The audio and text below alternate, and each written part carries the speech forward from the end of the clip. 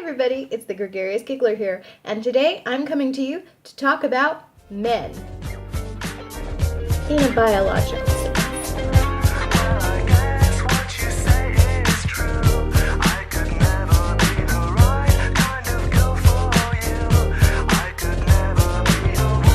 So I'm just going to jump into this video full force today. In this particular video today, I want to talk about Jennings, who, aside from Caitlyn Jenner, has become the poster child, literally and figuratively, for transgender youth. Back in 2007, there was a 2020 piece that Barbara Walters covered, or for those of us who grew up listening to Rush Limbaugh, we know her better as... Hello, I'm Baba Wawa. 11 years ago, when this report came out on ABC, aka America's Bias Channel, dealing with parents raising transgender children, a term that I had never heard before in my life and was shocked to learn about for the first time. I remember being horrified, disgusted, and yet would never have imagined that the little boy wearing mermaid costumes showing Walters around his bedroom would one day grow up to be a transgender TLC reality TV star. But now it's the year 2018, and for those who haven't heard of the popular TV series I Am Jazz, clearly those people don't have a TV because the ads for that show are incessant. But let's start at the beginning, since that's where all stories begin. Tonight on 2020, and now, Barbara Walters.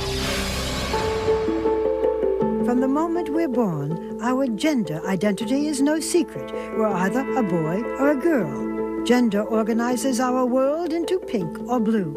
As we grow up, most of us naturally fit into our gender roles. Girls wear dresses and play with dolls. For boys, it's pants and trucks. But for some children, what's between their legs doesn't match what's between their ears. Oh, there you go.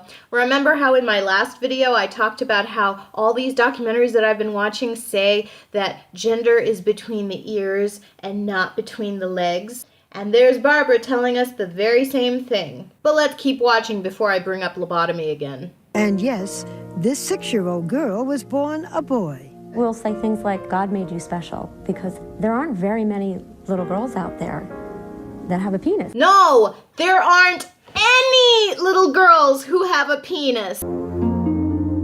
Most transgender children still live in the shadows, hiding from a world that sees them as freaks of nature. Rejected by their families, many grow up hating their bodies, falling victim to high rates of depression, drug abuse, violence, and suicide. Of course they succumb to high rates of drug abuse and suicide because they have a mental condition. And the people who supposedly care about them are encouraging their mental delusions instead of trying to help them out of them. I can only imagine how depressing, self-hating, confusing, and stressful it must be to believe that you were born in the wrong body. So it's really no surprise that people want to inflict harm on themselves because of it. Today, hundreds of families who have found each other over the internet are taking a dramatically different course. They are allowing their children to live in the gender they identify with in order to save them from a future of heartache and pain. Tonight, we ask you to open your hearts and your minds. Of course, Barbara wants us to open up our hearts and then minds to this piece that they're about to present to us. But only if we open up our minds to the conclusion that they want us to have by the end of it. Right, Barbara? Otherwise, we're all just bigots and transphobics, right? Their youngest, we'll call her Jazz, is a 6-year-old who has been living with a secret until now. Your child was born a boy, and now you call him a girl. Yes? Yes. Jazz is transgender and one of the youngest documented cases of an early transition from male to female. This baby came out and basically said, this is who I am, I'm a girl. Yep, that's about it. A baby. A baby. And it wouldn't surprise me if she's not even exaggerating about it. I miss you. From the moment he could speak, Jazz made it clear he wanted to wear a dress. Say hello. At only 15 months, he would unsnap his onesies to make it look like a dress. If you said to Jazz, good boy, what would the reaction be? Always. No, Mommy, good girl. What did you think, Scott? I think initially I was in a bit of denial. What was the first time that you had any inkling that this little boy, Jazz, was different? The day she came up to me, and I'll never forget it, Barbara, she said, "Mommy, when's the good fairy going to come with her magic wand and change, my genitalia?" How old was Jazz then? 2. Wow, that's a pretty smart 2-year-old if he was able to use the word genitalia. Okay, to be fair, the mom did look a little hesitant to say that word. She seemed to be paraphrasing it. But the point here is that the 2-year-old was actually able to communicate to his mother what's between his legs and what's between that of a biological girl. Which makes me wonder, how is a 2-year-old even aware of the differences between boys and girls' genitalia? And frankly, even if the 2-year-old is aware of the differences between boys and girls' genitalia, how would they know what the difference is? At 2, Jazz came to you and said, "When is a good fairy going to, I guess, take off my penis?" Is Right, what she was and telling make it into a vagina. Yes. What did you feel? Just numb, frozen. They wanted to believe it would pass. After all, even their rowdy twin boys had painted their nails growing up. But Jazz kept gravitating to girl things, insisting that his penis was a mistake. When Renee opened this manual, used by mental health experts, she was shocked. Under gender identity disorder, Jazz met all 4 criteria for a diagnosis, including fantasizing about being the opposite sex. Shocked, I tell you, just shocked! Because apparently this woman believes everything she reads. Here I am, He was only 3, and even their pediatrician told them they had a serious problem. She said, "Yes, I believe your child has gender identity disorder, and I recommend you go to a professional." My mouth opened up, and you literally had to scrape me off the floor. You are certain, doctor, that Jazz is a girl? I can't say biologically, chromosomally, hormonally, but yes, very clearly, gender identity, female. To confirm the diagnosis, the Jennings brought Jazz to Dr. Marilyn Volker, a therapist who specializes in sex and gender issues. How did you know that she was a transgendered child? When we began to talk, and I used, whoops, the pronoun he, I was corrected. I'm a girl. I'm she. Okay, wait, stop right there. That's where I get terribly confused.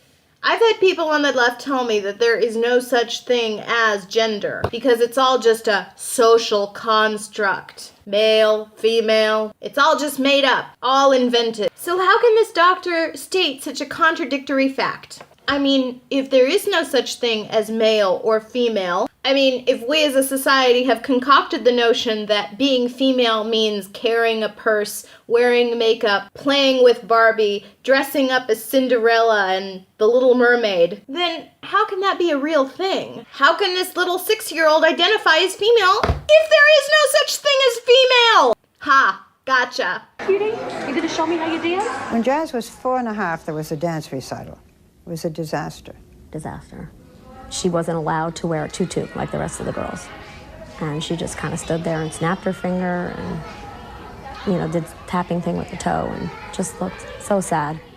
It was heartbreaking to watch, really heartbreaking. The dance recital was a turning point. The Jennings then made the most difficult decision of their lives to let their son become their daughter. Happy birthday!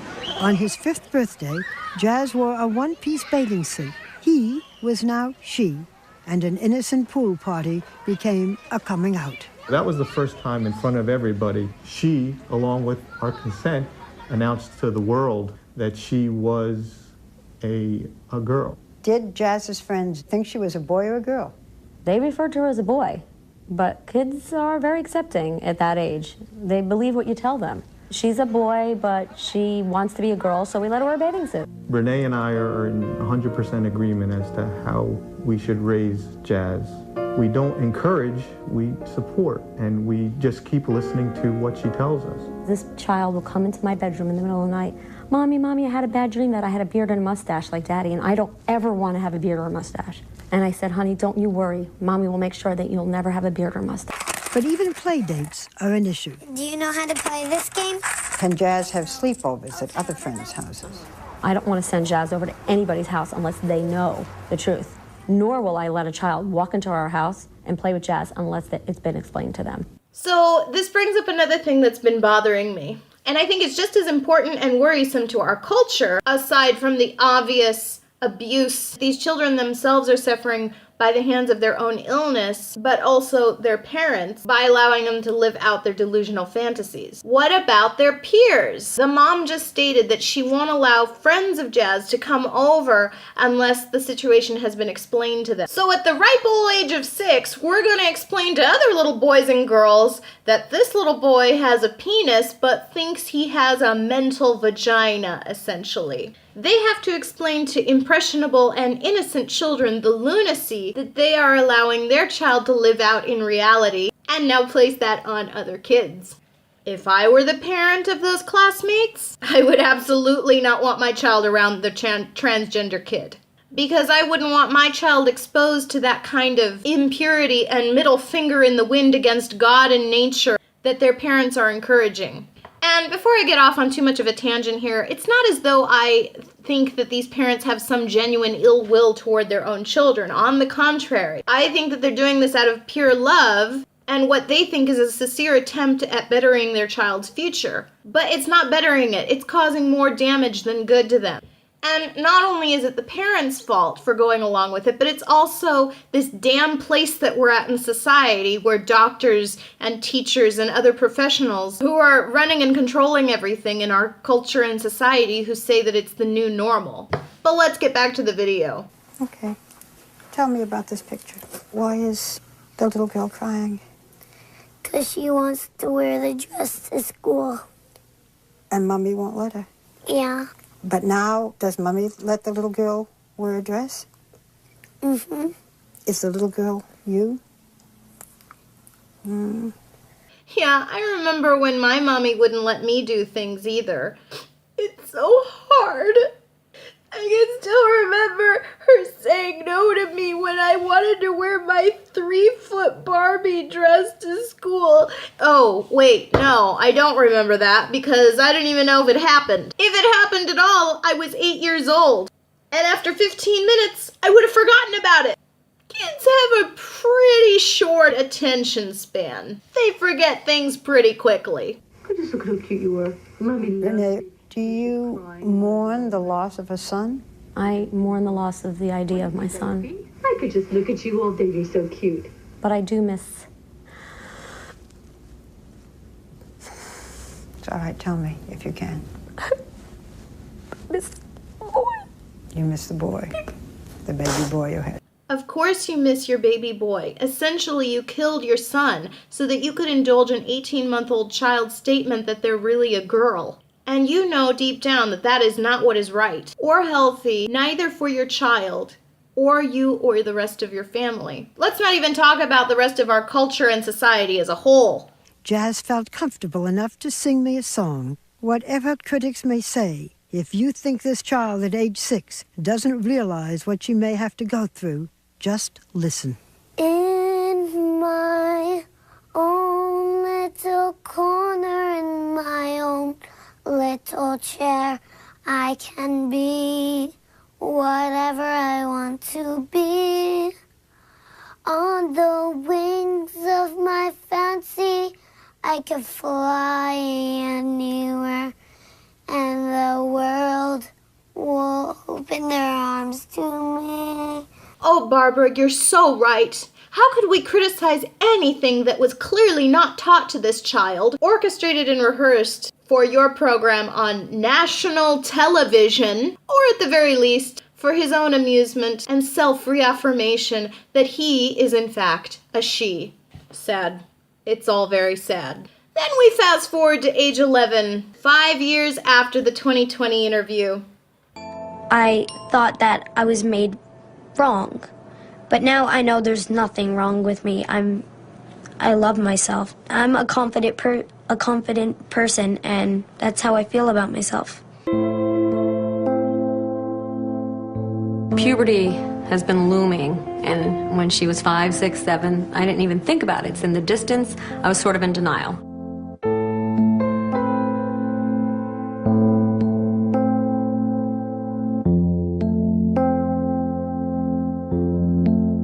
And now we're ready to go to the doctor to see, because what happens is with these children, you have to kind of nip puberty in the bud.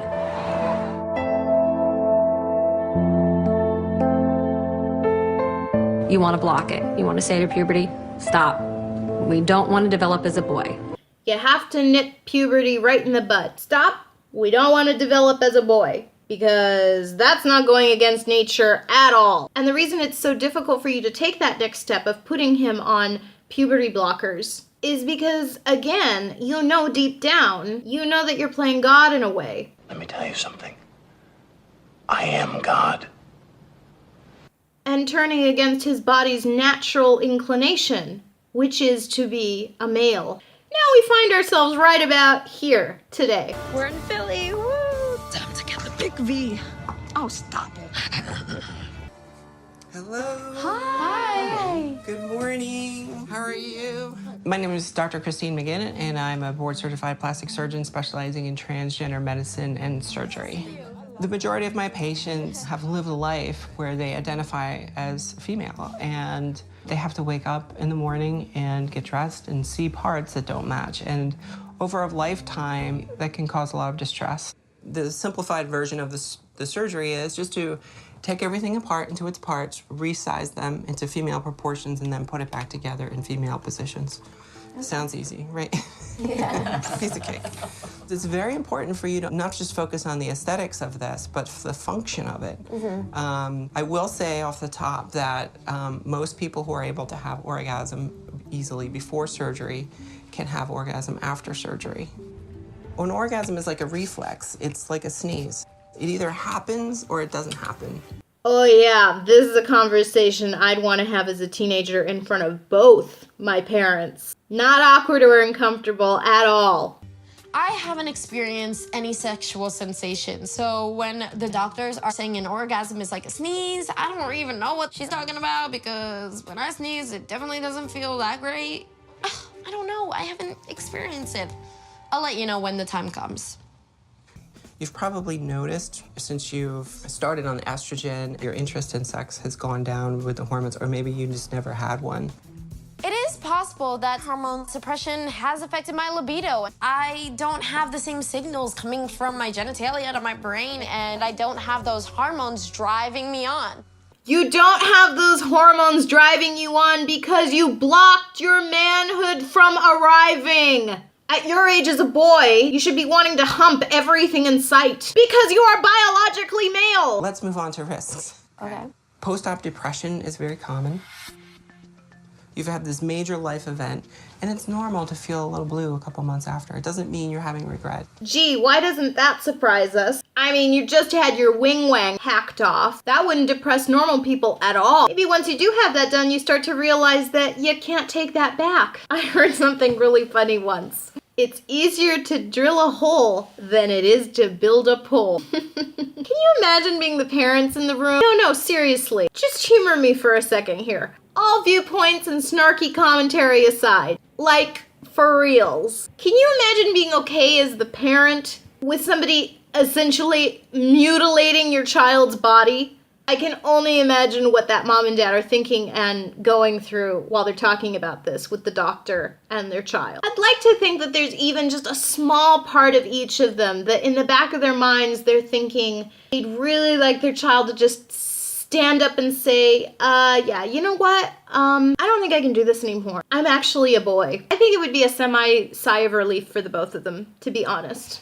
And I think you would agree if you're honest too. But instead they have to smile big for the cameras, beam brightly that they are the new spokesparents for transgender children, and pretend that everything is okay. I don't doubt that they love their child, but I don't doubt that there's sadness behind that tough transgender rights exterior. Well, and now that Jazz is turning into a young woman, obvious that he's going to be interested in dating. And since he's a she, girls usually tend to go for boys. In this case, a boy going for boys. But just watch. See what happens. Mm-hmm. The best thing about talking to this guy in the dark is how easy the conversation flowed. I feel like it wasn't awkward at all, and he had really good opinions. Okay, everyone. This concludes the dating in the dark. We're going to take the gentleman out of the room, and then the lights are going to come up. It was nice talking to you. Nice to talk to you, too. All right, ladies, moment of truth. If you'd like to stand up and join me. All right, Jazz, here is the connection that you made. Hello. Hey, Shane, that'd be me. Yes, raspy voice. Nice to meet you. Nice to meet you. Did you enjoy that? It was a lot of fun, honestly. It was really cool, and the food was good, The food was great. Oh my God, what was your favorite, course food-wise? I know I'm a nutrition guy, But the dessert? cookie was so Oh good. my God, I was yes. eating the cookie, I'm like, goodbye six-pack as I'm eating it, but it was really good. I wasn't expecting to make a legitimate connection with someone. So I'm nervous about how he's going to react when I tell him I'm transgender. So I feel like I want to tell you something. I'm transgender, which means I was born biologically male, but I've always been a girl, and I expressed that to my family, and they supported me for who I am. That's an incredible story, and you're awesome. Like, you're the person you are today. You blossomed to be someone awesome. Thank you. That rhymed, but I'm not a Blossomed to rapper. be someone awesome. Yeah, that's true. She's awesome. She's so sweet. She's a very pretty girl. The connection I made wasn't with the look of the girl. It was with the girl in the dark, and I got the same person in the light. So it was great to meet you. It was great to meet you, too. Actually, I was wondering, do you mind if I get your number? Sure, of course. You can see the look pass across this poor kid's face when he finds out that the person he thought was a really cool girl is actually a really cool guy. And I don't blame him for being disappointed. I'm probably really grossed out and angry, etc. First of all, let's just commend Jazz right up front for letting him know that he is a transgender girl. Yes, we should applaud that because it's never good to start out a relationship being dishonest. However, it's already misleading that he's putting himself out there as a female when he's actually a male, which is probably going to confuse, frustrate, and anger a lot of young men who have this thing that's rushing through their veins at that age. It's called testosterone. You know, that thing that you had doctors put a stop to earlier on in life. All the bitchy commentary aside, here's the problem that we as a society are facing today between men and women. Men are being forced to push aside their masculinity. Men are being forced into a corner and embrace everything that comes to them because they're told they're no good anyway, so they don't deserve the best, which would be a natural woman. You make me feel like a natural woman. No, Jazz is not the same as a biological girl. He has a penis. Even if he's planning on getting rid of it eventually, he still has XY chromosomes. He is still biologically male. He will never have a uterus, even if he gets a fake vagina. He could never offer a biological man what a biological woman could offer, said cisgender male. So you look at the disappointment and the awkward pause that falls over the two of them when he comes to find out that she is a transgender woman, girl. Which, not to get in too much of a tangent here, but the kid must be pretty dense if he didn't already know that something was up, given that they were being filmed. Now, whether or not he knew why they were being filmed, I have no idea, but he must have known that something was going on prior to Jazz telling him that he had some gender identity issues. But anyway, because of this awkward and uncomfortable moment that the two of them share, when he tells the guy that he likes that he's really a guy and not a girl, you think that the love interest is gonna say, hey, you know what, you're really cool, and good luck to you. But no. What does he do? He asks for his number. There are two possible theories that I have deduced from this. And actually 3, but I'll leave the third one for last. 1, either this kid is really nice and is asking for Jazz's phone number just to be a nice guy because he didn't want things to get any more awkward than they already were by saying, you're really cool, but I'm just not into dudes. That's a possibility. 2, he has been brainwashed and spoon-fed the lie that transgender women are the same as real women. He's probably thinking, well, since women are telling me as a society that I'm worthless and myself and other men are terrible pigs. And since I have such low self-esteem because of all of that, and have no self-respect, I guess I'll go out with a girl who does want to go out with me. Or 3, he's gay. My personal opinion is that he leans toward number 2. I'll get into the 4th chapter of my Transgender Truths in my next video and talk about why men are being forced into dating other men, i.e. transgender women. Just in case you were wondering, Jazz now identifies as pansexual. Just as confused as I was about what that term means? Wikipedia defines pansexuality as pansexuality, or omnisexuality, is the sexual, romantic, or emotional attraction towards people regardless of their sex or gender identity.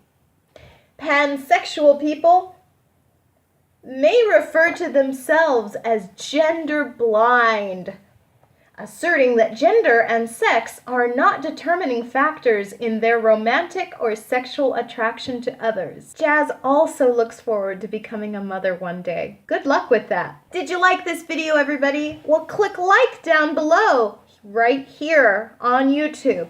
Subscribe to my channel, and make sure to check out my blog series, Why You Don't Have a Girlfriend and Why As a Result I Don't Have a Boyfriend, which you can find at thegregariousgiggler.blogspot.com. Thanks everybody, and have a great day. Ciao!